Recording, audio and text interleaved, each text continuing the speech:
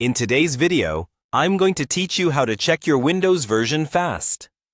Knowing exactly which version of Windows you're running is really useful, especially when you're troubleshooting problems, installing new software, or just following along with a tutorial.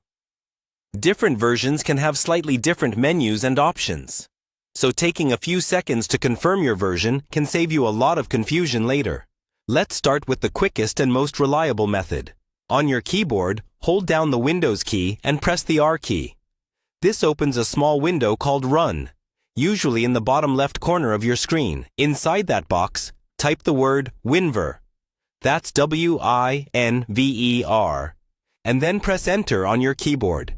A new window will pop up called About Windows. This is where you'll see your Windows version information. At the top, you'll see the big name, like Windows 10 or Windows 11. Just below that, you'll see more detailed information such as the version number and the build number. The version might look like a 4-digit number, for example something like 20UH2, and the build number will usually be a longer string of numbers. If a website or a support technician asks you what version you're using, this is the information they're talking about.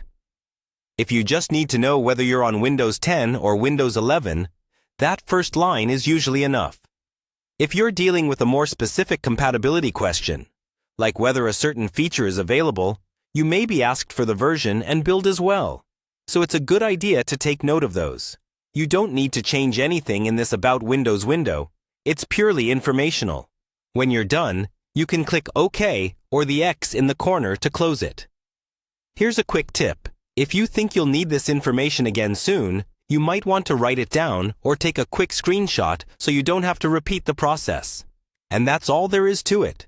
Using the Windows key plus R shortcut and the winver command is one of the fastest ways to check your Windows version without digging through multiple menus or settings screens.